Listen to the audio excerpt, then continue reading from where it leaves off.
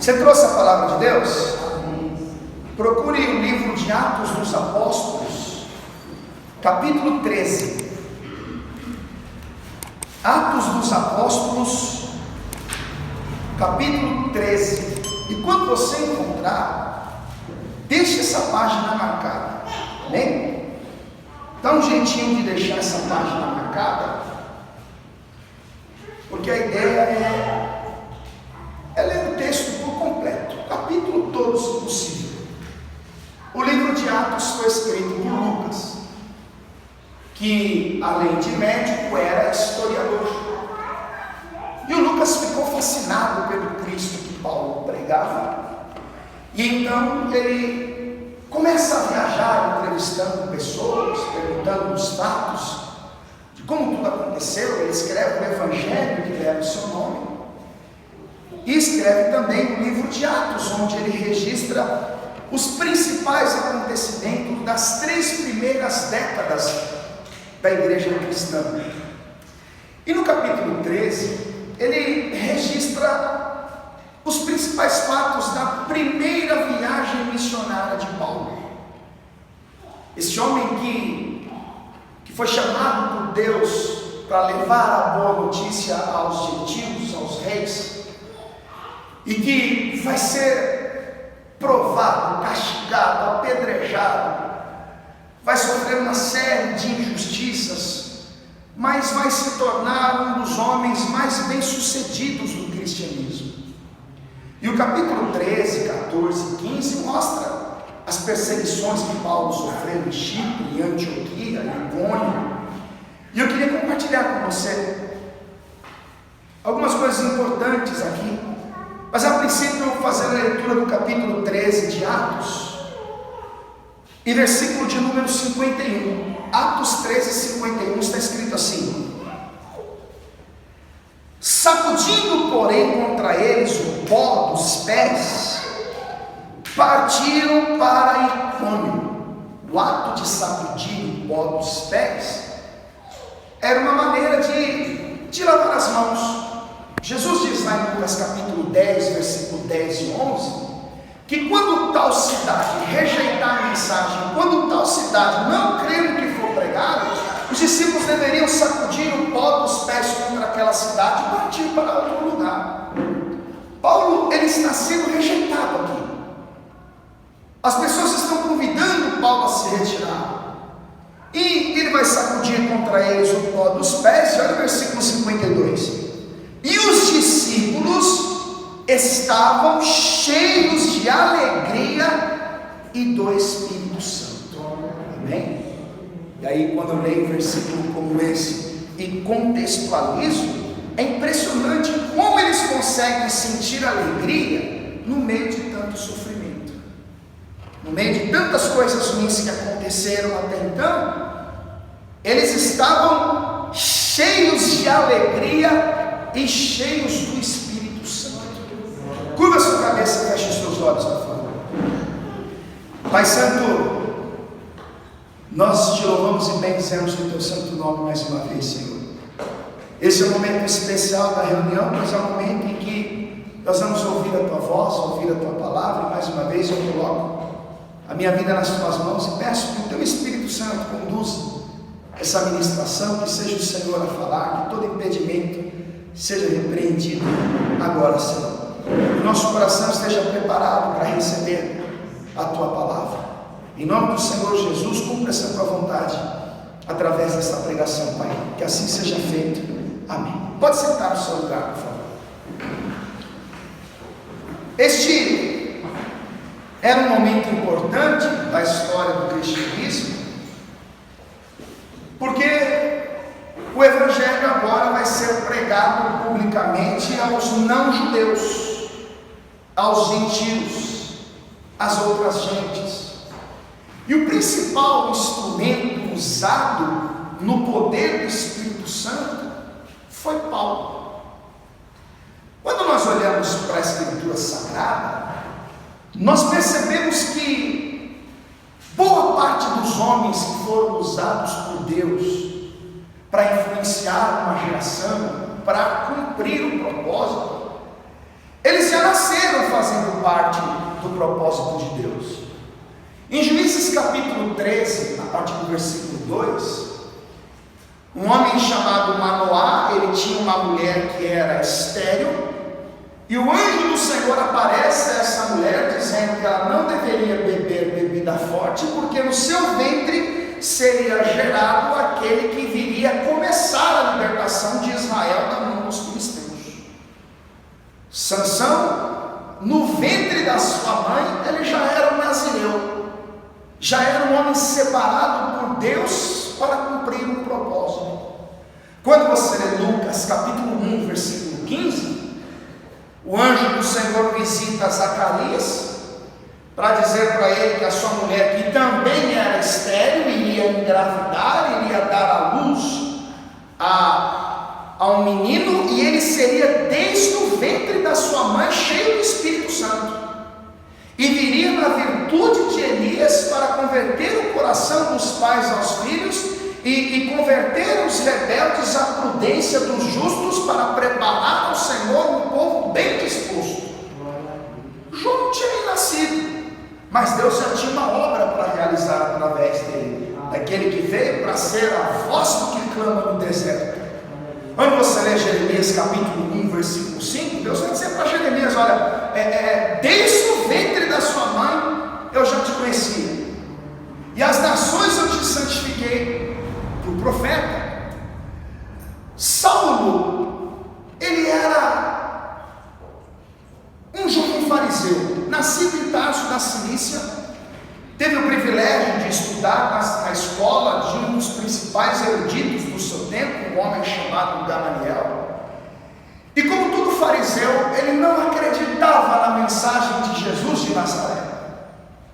Para Saulo, Jesus era apenas mais um dos tantos malfeitores que haviam surgido em Jerusalém, dizendo ser o Messias, mas que em pouco tempo iria desaparecer, como todos os outros.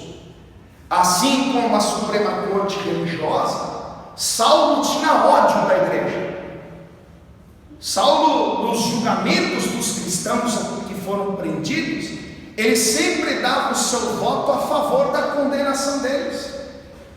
Durante muito tempo ele prendia os cristãos, ele maltratava os cristãos, e um dia ele concede a autorização para ir a Damasco com a finalidade de trazer para Jerusalém presos os cristãos que ele encontrasse no caminho. E diz a palavra em Atos capítulo 9 que enquanto Paulo ia em direção a Damasco, ele foi cercado por um resplendor de luz.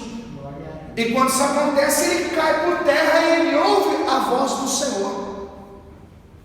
O Senhor disse: por que você está me perseguindo? Quem é, Senhor? E aí o Senhor vai dar uma instrução a ele vai ficar sem enxergar. E Deus dirige a sua voz a um discípulo chamado Ananias, dizendo: vai até a rua chamada direita, e lá você encontrará Saulo, e ele estará orando. Quero que você ore por aquele homem. Ananias ficou preocupado, porque a reputação de Saulo era terrível. Ele era conhecido por ser um perigo eminente para a igreja, uma constante ameaça. E Ananias vai dizer: mas Senhor, eu tenho muito ouvido falar desse homem, acerca dos males que ele tem feito à igreja. Aí o Senhor vai dizer a ele qual seria o seu propósito, qual seria a sua missão e como ela seria. Volta aqui para o capítulo 9, volta algumas páginas aí. Atos capítulo de número 9, versículo de número 15. Está escrito assim: disse-lhe porém o Senhor a quem? Ao Ananias: vai, porque este é para mim um vaso escolhido para levar o meu nome diante das outras gentes, dos gentios, dos não-judeus, dos reis e dos filhos de Israel. Ou seja, Jesus está dizendo: Ananias, pode ir lá, porque eu escolhi esse homem. Eu tenho um propósito para cumprir através da vida dele. Eu tenho algo a realizar através da vida dele. Ele vai pregar o evangelho aos gentios. Ele vai pregar aos reis. Ele vai levar a minha palavra aos filhos de Israel. Mas agora olha o versículo 16. E eu lhe mostrarei quanto deve padecer pelo meu nome. Eu vou mostrar para ele o que é sentir na pele a dificuldade que o povo que ele maltratava sentia. Eu vou mostrar para ele como é difícil me seguir, como é difícil andar na minha presença. Ou seja, o ministério de Paulo vai ser marcado exatamente pelo seu constante sofrimento, pelas dificuldades que ele vai encontrar nos lugares onde o Espírito Santo o levava para levar a boa notícia. E a ideia da mensagem é mostrar para você que se você aprendeu na igreja um cristianismo triunfalista, onde tudo é vitória, onde tudo é sucesso, onde a bênção é dobrada, onde você determina e Deus faz, onde você pede e Deus cumpre os seus caprichos, você aprendeu o evangelho errado. Porque os homens que foram usados por Deus, todos eles, sem exceção, tiveram a sua vida marcada pelos desafios do cristianismo. Porque nós somos bem-sucedidos diante de Deus, não de acordo com aquilo que conquistamos, mas de acordo com aquilo que suportamos. Então Paulo, ele vai deixar isso bem claro. Ele vai se transformar no maior missionário da história da igreja, a maior influência usada pelo Espírito Santo na igreja do primeiro século. E Paulo deixa bem claro na carta que ele escreve às igrejas, aos ministros que ele preparava, as dificuldades que eles iriam enfrentar. Em 2 Timóteo capítulo 3, versículo 11, ele diz assim: perseguições e aflições tais quais me aconteceram em Antioquia, em Icônio e em Listra. Quantas perseguições sofri, mas o Senhor de todas me livrou. E também todos os que querem viver em Cristo Jesus padecerão perseguições. Ele envolve toda a igreja, ele envolve todas as pessoas que um dia ouviram o Senhor falar: entrai pela porta estreita, porque estreita é a porta e apertada é o caminho que conduz à vida. Quem quiser salvar a sua vida, perdê-la, e qualquer que negar a sua vida por amor de mim e do Evangelho, achá-la. Então entenda, a ideia de andar com Cristo, de ser servo do Senhor, não é fácil, não é para qualquer um, nem todos podem suportar. E Paulo, ele vai escrever, eu quero mostrar para você em Filipenses capítulo de número 1, porque às vezes nós só entendemos a primeira parte desse texto. Filipenses capítulo de número 1, olha o que está escrito no versículo de número 29, Filipenses 1, 29, diz assim: porque a vós vos foi concedido em relação a Cristo, não somente crer nele. Quem é que crê em Cristo? Amém. Todo mundo. Essa primeira parte todos podem cumprir. Aliás, Tiago escreveu: tu crês que há um só Deus? Faz bem. Os demônios também creem e estremecem. Então crer, até os demônios acreditam, até os demônios creem.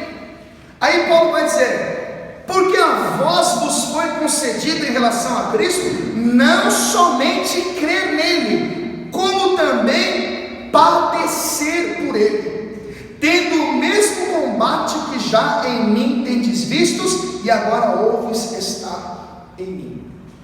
Então Paulo vai conscientizar a igreja de Filipos que não basta somente crer, mas o fato de padecer as perseguições, as tribulações, os desafios do dia a dia fazem parte do pacote, fazem parte da vida de um crente. Por isso que em Atos capítulo de número 20, se você voltar Atos capítulo de número 20 e versículo de número 22, olha que interessante, Atos capítulo 20, versículo de número 22, está escrito assim: e agora, eis que ligado ensinado eu pelo Espírito, vou para Jerusalém, não sabendo o que lá me há de acontecer, senão o que o Espírito Santo de cidade em cidade me revela, dizendo que me esperam prisões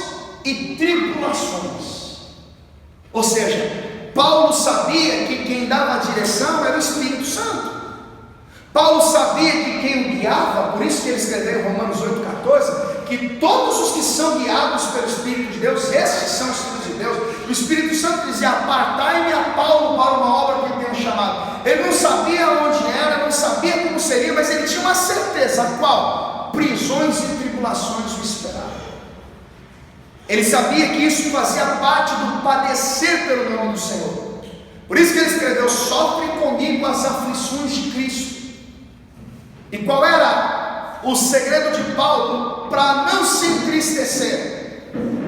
O que deixava aquele homem de pé, firme, caminhando em direção à vontade de Deus? Olha o versículo 24: mas em nada tenho a minha vida por preciosa, contanto que cumpra com alegria, olha a alegria, com alegria a minha carreira e o ministério que recebi do Senhor Jesus, para dar testemunho do Evangelho da graça de Deus. Ou seja, haverá prisões, haverá tribulações, haverão apedrejamentos, haverão dias difíceis, fome, nudez, perigo, a espada. Não tem problema, desde que se cumpra com alegria o ministério que eu recebi do Senhor.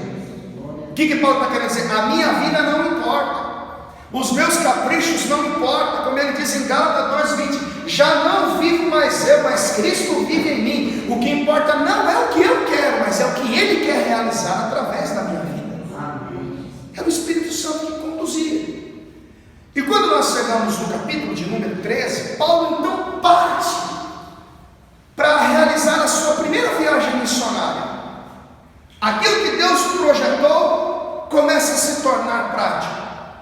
Eles estão congregados, consagrados, e o Espírito Santo então vai enviar Paulo na companhia de Barnabé, de João Marcos, para uma obra, para uma missão. Eu quero que você volte lá para onde nós iniciamos, Atos capítulo 13. Atos dos Apóstolos capítulo 13, versículo de número 2. Está escrito assim: e saindo eles ao Senhor, e jejuando, disse o Espírito Santo: apartai-me a Barnabé e a Saulo para a obra que os tenho chamado. Então, jejuando e orando, e pondo sobre ele as mãos, os despediram. E assim estes, enviados pelo Espírito Santo, desceram a Seleucia e dali navegaram para Chipre. Então perceba, quem conduzia a obra, quem levantava o profeta, quem enviava, é o Espírito Santo. A obra de Deus é feita pelo protagonista Espírito Santo, que escolhe, que capacita, que instrui, que envia, e nos dá a garantia que a obra de Deus não é fácil. Por isso que a ideia da mensagem é despertar a sua consciência. Jesus não te chamou para viver uma fé de um marajá. Se você acredita que a fé que você tem é uma fé onde tudo é mar de rosas, tudo vai ser pastos verdejantes, águas tranquilas, você não entendeu o propósito de Deus. E quando Paulo sai na companhia de Barnabé para colocar em prática a missão dada pelo Espírito Santo, então ele começa a enfrentar uma série de situações desconfortáveis. Começa a surgir uma série de problemas, de dificuldades. E o primeiro deles acontece quando o governador da ilha de Chipre, um homem chamado Sérgio Paulo, interessado pelo discurso de Paulo, ele procura se aproximar do apóstolo com a intenção de ouvir o seu sermão. Mas era comum naquela época as lideranças governamentais terem feiticeiros, homens que profetizavam aquilo que eles gostavam de ver. E esse Sérgio Paulo andava na companhia de um falso profeta chamado Bar Jesus, que ao ouvir a pregação de Paulo, percebe que poderia perder o seu cargo. E entenda, Paulo identifica que o diabo está trabalhando para confrontar a sua mensagem, para que aquele procônsul, aquele governador, não creia na mensagem da cruz. Você deve entender isso, porque para o diabo não é interessante que você ouça verdades, porque as verdades podem te libertar. Então olha o que vai acontecer. Versículo de número 6, está escrito assim: e havendo atravessado a ilha até Pafos, acharam um certo judeu, mágico, falso profeta chamado Bar Jesus, o qual estava com o procônsul Sérgio Paulo, varão prudente. Este, chamando a si a Barnabé e Saulo, procurava muito ouvir a palavra de Deus. Então o procônsul, o governador, queria ouvir a palavra, mas o companheiro dele não queria que ele ouvisse.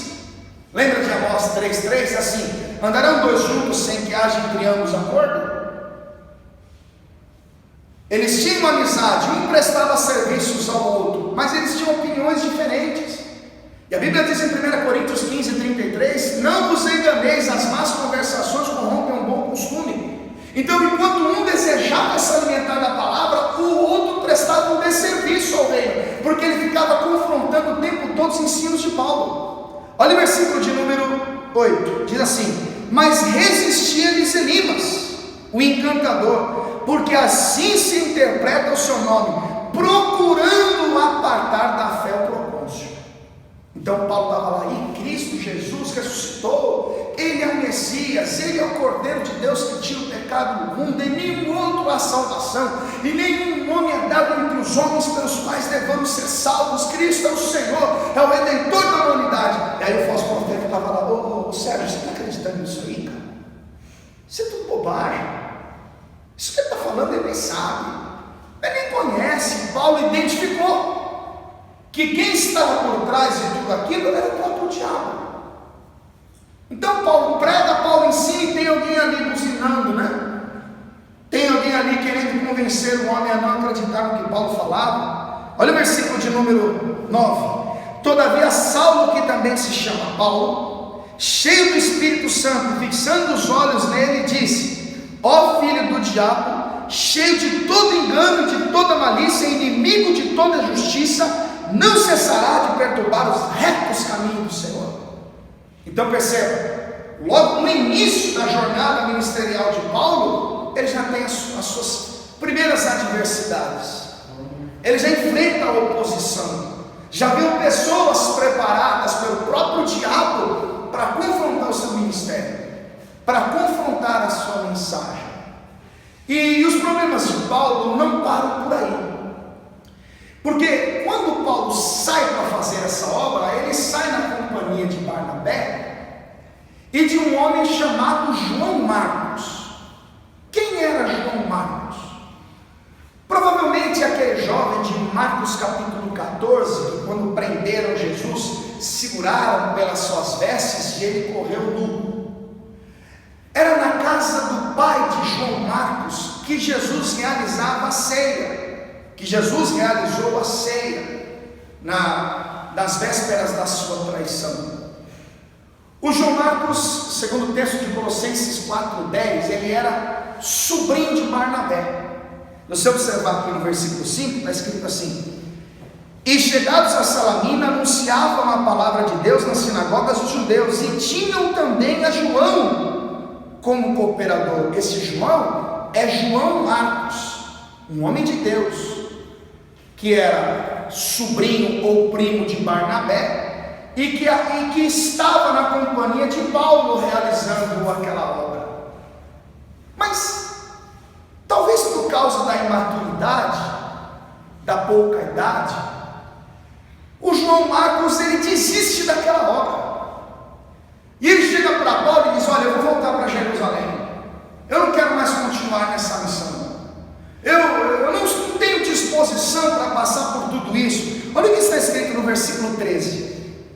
E partindo de Pafos, Paulo e os que estavam com ele chegaram na Perge da Panfilha.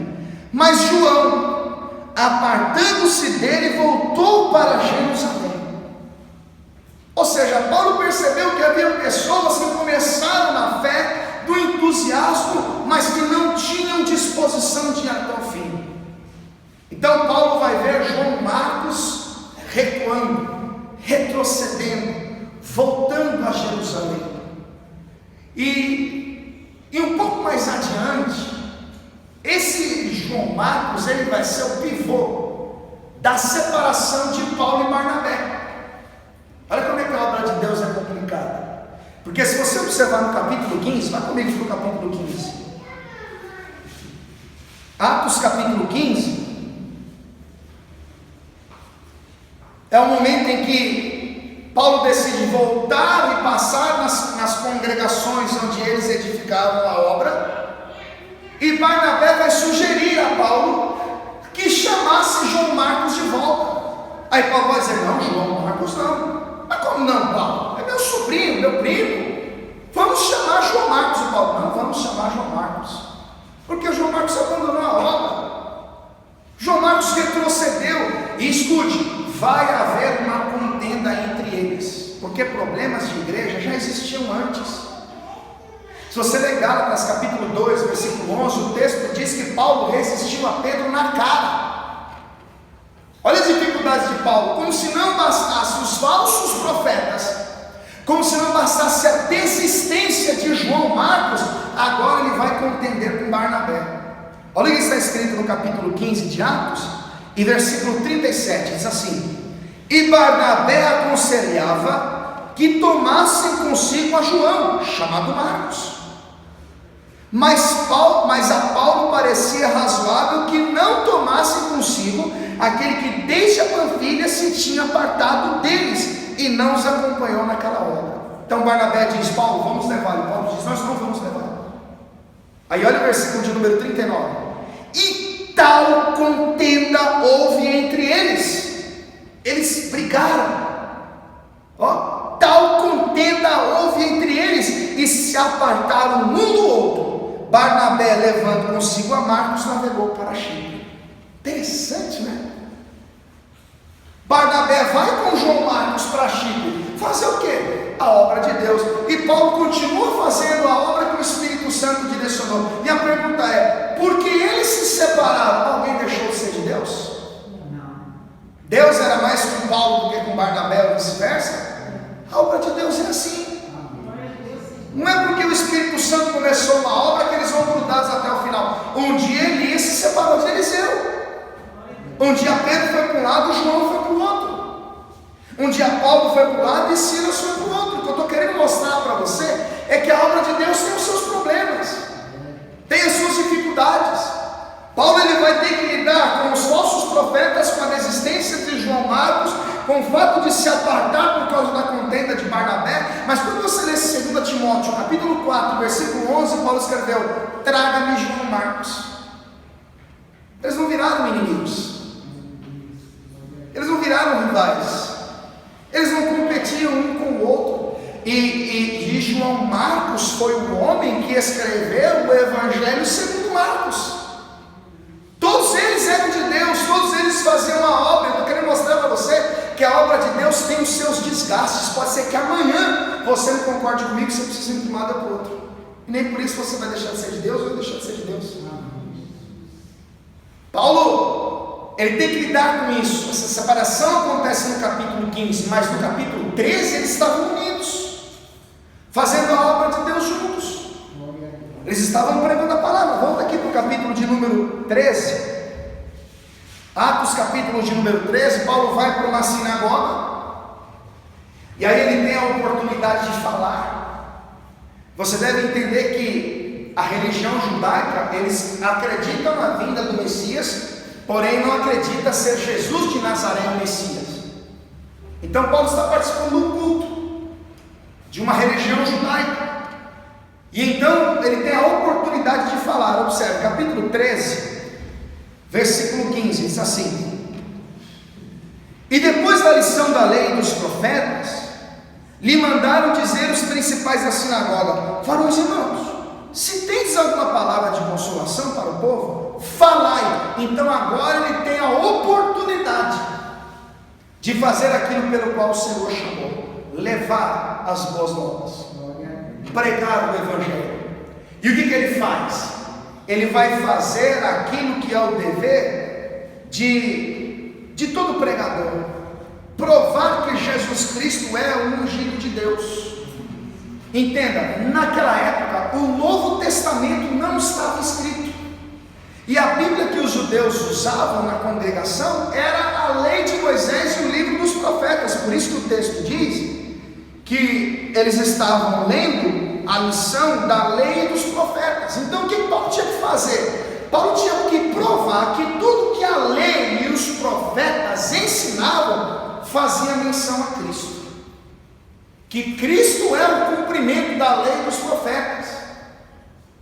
Ele diz em Mateus 7,12: tudo quanto pois que quereis que os homens vos façam, fazei vós também a eles, porque isso quer dizer a lei e os profetas. Os judeus acreditavam que para ser salvo deviam se cumprir a lei. Eles tinham que obedecer aquele conjunto de 613 mandamentos das leis mosaicas. E Paulo chega apresentando a redenção de graça oferecida pelo sacrifício de Jesus na cruz do Calvário. Paulo vai ensinar que ele é o Cordeiro de Deus que tira o pecado do mundo, que as promessas que Deus fez de enviar o profeta se cumpriram em Jesus Cristo. João 5,39, Jesus diz: examinem as Escrituras, Antigo Testamento da época, porque vós cuidais ter nelas a vida eterna, e são elas que de mim testificam. Jesus está dizendo que Moisés falou, fazia menção a mim: eu sou o pão que desceu do céu, eu sou a água que saiu da rocha. Por isso que João 1,17 diz: a lei foi dada por Moisés, mas a graça e a verdade vieram por Jesus Cristo. Então Paulo vai ensinar. Olha o versículo 29, Atos 13, versículo de número 29. Está escrito assim: e havendo eles cumprido todas as coisas que dele estavam escritas, tirando-o do madeiro, o puseram na sepultura. Paulo está falando do sacrifício de Jesus, da sua obra expiatória, da sua crucificação. Olha o versículo 30. Mas Deus o ressuscitou dos mortos, e ele por muitos dias foi visto pelos que subiram com ele da Galiléia a Jerusalém, e são suas testemunhas para o povo. E nós vos anunciamos que a promessa que foi feita aos pais, Deus a cumpriu a nós, seus filhos, ressuscitando a Jesus. Ou seja, tudo que Deus prometeu aos nossos antepassados, Deus cumpriu em quem? Em Jesus. Então Paulo vai dar alguns exemplos. O que era legal das pregações de Paulo é que ele citava os textos. Olha o exemplo, versículo de número 33.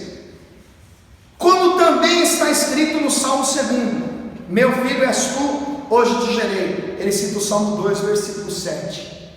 Versículo 34: e o que ressuscitaria dos mortos para nunca mais tornar a corrupção, disse-o assim: as santas e fiéis bênçãos de Davi vos darei. Ele cita Isaías 55, 3.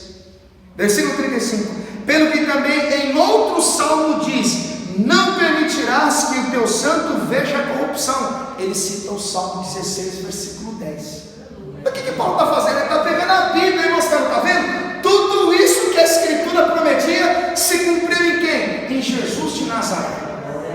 Ou seja, nós não temos que esperar a vinda do Messias Redentor. O Messias não virá da Suprema Corte Religiosa, ele não virá montado num cavalo branco, ele não será rico como todos pensam. Ele nasceu em Belém da Judéia, foi criado em Nazaré, passou 3 anos operando sinais, prodígios e maravilhas, e manifestou a sua graça, a sua obra redentora, quando ele morreu por todos nós para nos salvar dos nossos pecados. Ou seja, Paulo está querendo ensinar que a salvação não é pelas obras da lei. Olha o versículo de número 36. Porque na verdade, tendo Davi no seu tempo servido conforme a vontade de Deus, dormiu e foi posto junto dos seus pais e viu a corrupção. Mas aquele a quem Deus ressuscitou, nenhuma corrupção viu. seja-vos, pois, notório, varões e irmãos, que por este se vos anuncia a remissão dos pecados, e de tudo que pela lei de Moisés não pudesse ser justificados, por ele é justificado todo aquele que nele crê. Por isso que ele escreveu em Romanos 8:1: portanto agora nenhuma condenação há para os que estão em Cristo Jesus. Ou seja, a lei não pode justificar ninguém, Cristo justifica o homem. A lei não pode salvar ninguém, Jesus é o Salvador da humanidade. E aí, haviam muitos prosélitos, aqueles que se converteram à religião judaica. Haviam homens que eram conhecedores da Escritura, que ao ouvir aquilo que Paulo falava, ficavam impressionados, acreditavam em Paulo. E alguns vão dizer para ele: olha, você pode daqui uma semana pregar essa mesma mensagem, falar esse mesmo discurso? Avance aí para o capítulo de número 42, Atos 13:42, diz assim: e saídos os judeus da sinagoga, os gentios rogaram que no sábado seguinte lhe fossem ditas as mesmas coisas. Ô Paulo, você pode voltar aqui e falar de novo o que você falou? Você pode repetir essa pregação? E o que eles fizeram? Eles persuadiram a cidade inteira a vir ouvir o discurso de Paulo. Então no sábado seguinte, olha o que vai acontecer, que coisa linda. Versículo de número 43: e despedida a sinagoga, muitos dos judeus e dos prosélitos religiosos seguiram Paulo e Barnabé, os quais, falando-lhes, os exortavam a que permanecessem na graça de Deus. E no sábado seguinte, ajuntou-se quase toda a cidade a ouvir a palavra de Deus. Então o que as pessoas falaram? Olha, tem um rapaz que falou algumas coisas da lei que eu acreditei. Olha, ele falou do Cristo, ele falou de Jesus, daquele Nazareno que foi crucificado, e eu acreditei nele. Dali a pouco chegou o sábado, uma multidão de gente querendo ouvir a pregação de Paulo. As pessoas acreditaram na pregação dele, ou seja, naquilo que Deus o chamou para fazer. O que? Levar a boa notícia aos gentios. E estava se cumprindo. Porém Deus disse também que ele deveria padecer. E o que é que acontece no versículo seguinte? Inveja. Os judeus começaram a ficar incomodados. Olha o 45. Então os judeus, vendo a multidão, enchendo-se de inveja e blasfemando, contradiziam o que Paulo dizia. Ou seja, eles perceberam que boa parte das pessoas que frequentavam as sinagogas estavam mais interessadas em ouvir o que Paulo falava do que os rabinos. Eles perceberam que o fluxo, a quantidade de pessoas que frequentavam as sinagogas diminuíram, e que nem todo mundo mais dava crédito às promessas feitas na antiga aliança, porque boa parte delas acreditavam que aquilo que Paulo falava era verdade, ou seja, as promessas se cumpriram. Deus enviou Cristo, Deus enviou o Salvador, e o resultado foi a inveja. Alguns não suportavam aquilo. Então veja, e a inveja é a podridão dos ossos. Eu disse uma vez que a inveja tem um poder tão devastador como uma macumba. O invejoso é aquele que sempre vai fazer de tudo para atrapalhar aquilo que é certo. Então Paulo, além de lidar com os falsos profetas, além de lidar com a desistência de João Marcos, com a contenda com Barnabé que vai acontecer lá na frente, além de lidar com o apedrejamento que vai acontecer em Atos capítulo 14, Paulo também tem que lidar com a inveja dos judeus, com pessoas que não estavam satisfeitas com o seu trabalho. Olha o que está escrito no versículo de número 46. Mas Paulo e Barnabé, usando de ousadia, disseram: era mister que a vós se vos pregasse primeiro a palavra de Deus, mas visto que a rejeitais e vos não julgais dignos da vida eterna, eis que nos voltamos para os gentios. Ou seja, vocês judeus rejeitaram a mensagem, então nós passamos a pregar aos gentios, às outras gentes, aos não judeus. Versículo 47. Porque o Senhor assim nos mandou, e te pus para a luz os gentios, para que sejas de salvação até os confins da terra. Ele cita Isaías 49:6. Versículo 48. E os gentios, ouvindo isso, alegraram-se santidade e glorificavam a palavra do Senhor, e creram todos quantos estavam ordenados para a vida eterna, e a palavra do Senhor se divulgava por toda aquela província. Diga glória a Deus. Ou seja, está dando certo. Por que está dando certo? Porque quem conduziu tudo foi o Espírito Santo. Por que está dando certo? Porque Paulo fazia aquilo que Deus mandava fazer. A inveja vem. A perseguição vem, sim. As pessoas desistem pelo caminho, sim. Surgem algumas contendas aqui e ali, sim. Mas o que importa é Deus estar na direção de tudo. Amém. O que importa é o Espírito Santo estar conduzindo a situação. E aí os judeus mudaram uma estratégia. Eles vão pegar mulheres religiosas e honestas e vão persuadi-las para que elas levantassem testemunho contra Paulo. Olha o que está escrito no versículo 50. Mas os judeus incitaram algumas mulheres religiosas e honestas. Não eram mulheres da vida, não eram mulheres de má índole, eram mulheres religiosas e honestas. Aquele tipo de pessoa que quando fala a sua palavra tem um peso. Por quê? Por causa da sua reputação. Deixa eu dizer uma coisa para você. O mesmo Paulo, em Atos capítulo 16, lá pelo versículo 17, ele pregava, e havia uma mulher que ia atrás deles, dizendo que eles eram homens de Deus, que eles eram homens santos, fazendo elogios, reconhecendo o trabalho deles. E aí Paulo parou e repreendeu a mulher. Ele ordenou que aquela mulher se calasse. Ele entendeu que aquilo era um espírito que estava agindo por trás da vida dela.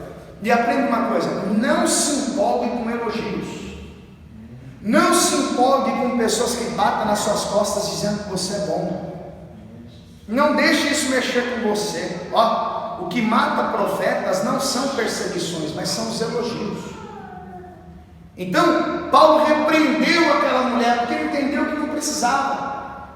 Mas o texto que nós lemos no capítulo 13 mostra que eles persuadiram mulheres religiosas e honestas. E deixa eu te ensinar uma coisa: quando alguém falar mal de você, quando alguém te criticar, quando alguém te caluniar, você não deve estar preocupado com o que está sendo falado, mas quem está falando.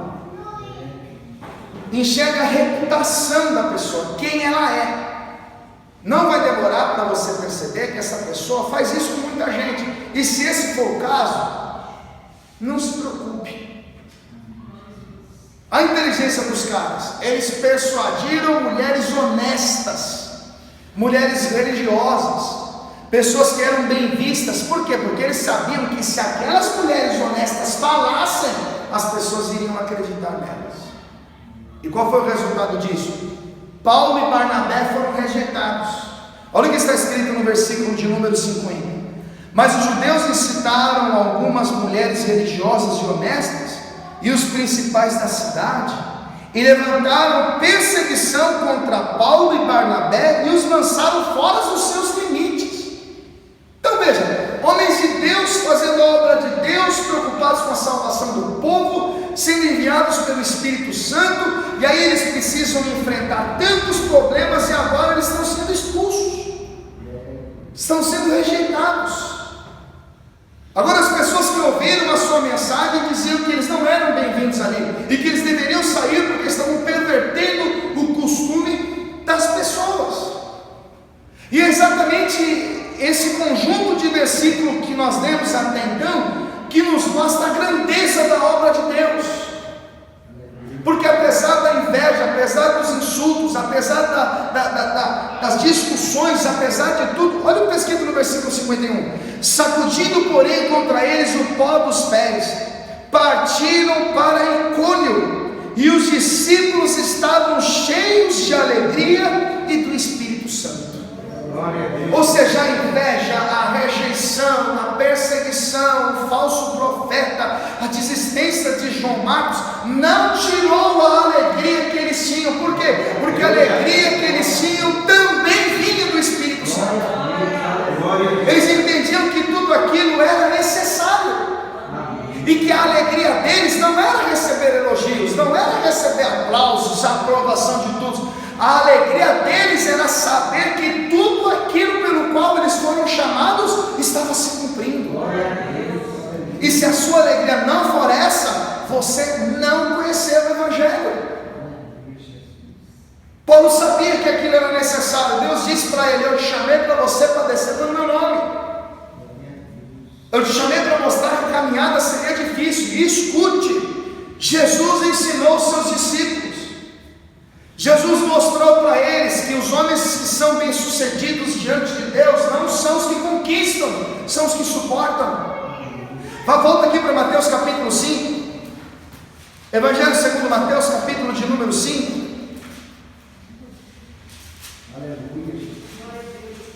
Versículo de número 10, Sermão da Montanha, discurso mais conhecido de Jesus.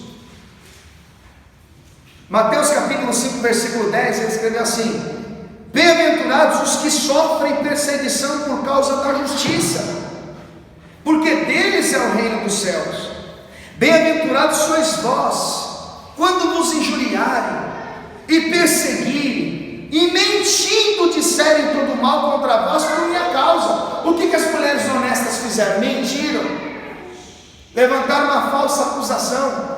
Por quê? Por causa de Paulo? Por causa da missão que Deus deu a ele. E é o que Jesus está falando: vocês serão bem-sucedidos, bem-aventurados, vocês serão mais que felizes quando mentirem contra vocês, quando perseguirem vocês, quando se incomodarem com a fé de vocês, quando ficarem indignados com aquilo que você prega e falarem mal de vocês por minha causa. Olha o 12: exultai e alegrai-vos, porque é grande o vosso galardão nos céus, porque assim perseguiram os profetas que foram antes de vós.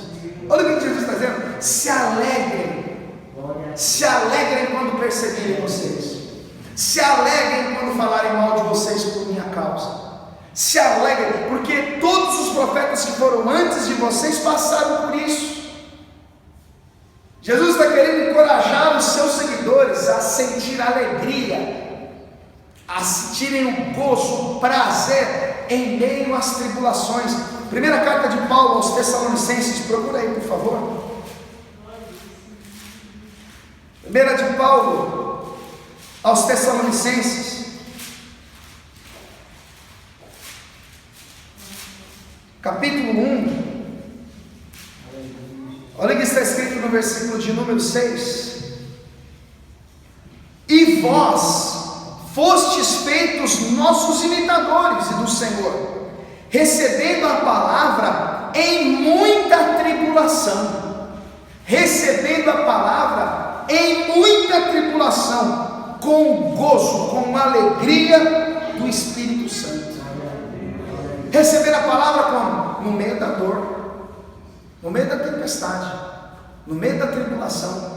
Por isso que Paulo diz em Romanos 8,18: para mim tenho por certo que as aflições do tempo presente não são para comparar com a glória que em nós há de ser reveladas. Paulo sabia que todos os males que aconteciam ao seu redor cooperavam para o seu bem, que cada uma das pessoas que tornaram-se oposição ao seu ministério fazia parte do propósito de Deus. 2 Coríntios capítulo 4, versículo 8: em tudo somos atribulados, mas não angustiados, perplexos, mas não desanimados, perseguidos, mas não desamparados, abatidos, mas não destruídos. 2 Coríntios 4, versículo 16 em diante, ele vai dizer: por isso não desfalecemos, mas ainda que o nosso homem exterior se corrompa, o interior contudo se renova de dia em dia. A nossa leve e momentânea tribulação produz para nós um peso eterno de glória muito excelente, não atentando nós nas coisas que se veem, mas nas que não se veem, porque as que se veem são temporais, são momentâneas, são passageiras, mas as que não se veem são eternas.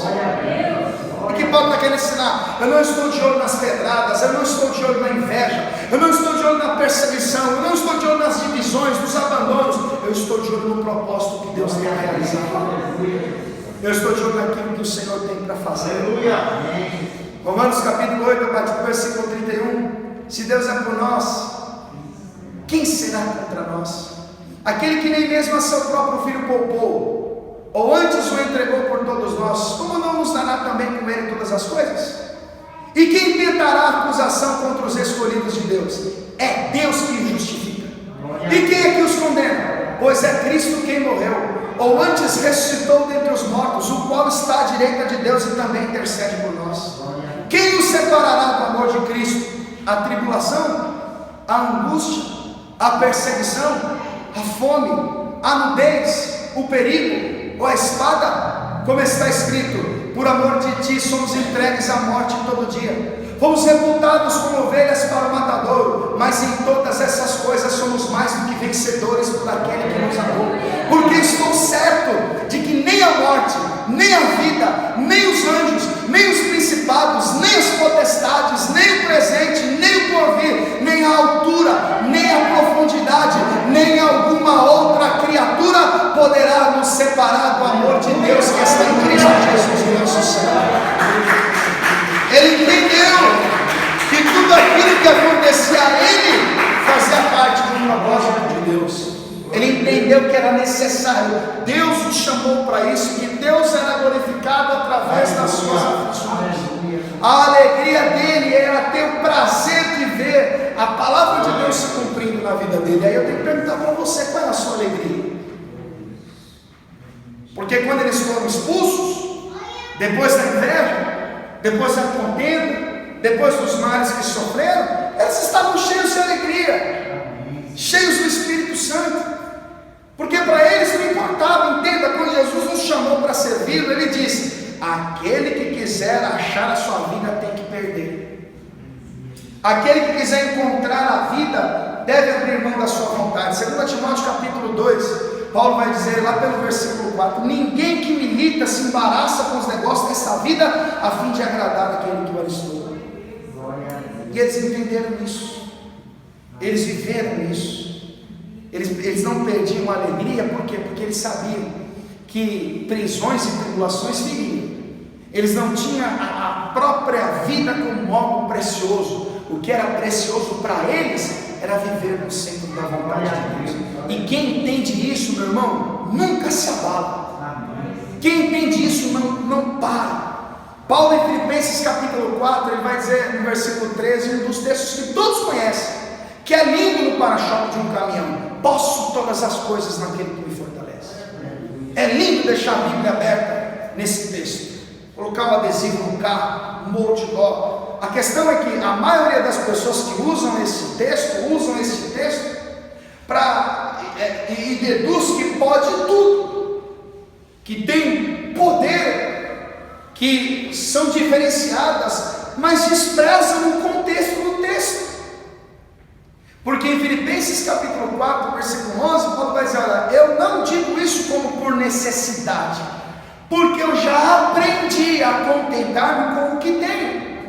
Em toda maneira, em todas as coisas estou instruído, tanto a ter fartura, como a ter fome, tanto a ter em abundância, como a padecer necessidades. Aí ele diz: posso todas as coisas em Cristo que me fortalece. Ou seja, quando tem fartura eu estou alegre, quando tem fome eu também me alegro, quando eu tenho abundância eu fico feliz, mas quando eu padeço necessidade eu também sou feliz. Por quê? Porque é Cristo quem me fortalece. Porque o poder de Deus se aperfeiçoa na minha fraqueza. Quando eu mostro para Deus que eu sou limitado, que eu sou fraco, que eu sou incapaz de seguir com as minhas próprias forças, então é aí que o poder de Deus vem e se aperfeiçoa nas minhas fraquezas. A alegria do Senhor é a nossa força. Guarda isso, talvez Deus te trouxe aqui para te preparar. E você deve entender que o que importa, o que deve importar para você, não é que as suas vontades sejam saciadas por Deus, não, mas é que você cumpra aquilo que Deus tem para fazer na sua vida. Toda a igreja fica de pé, por favor.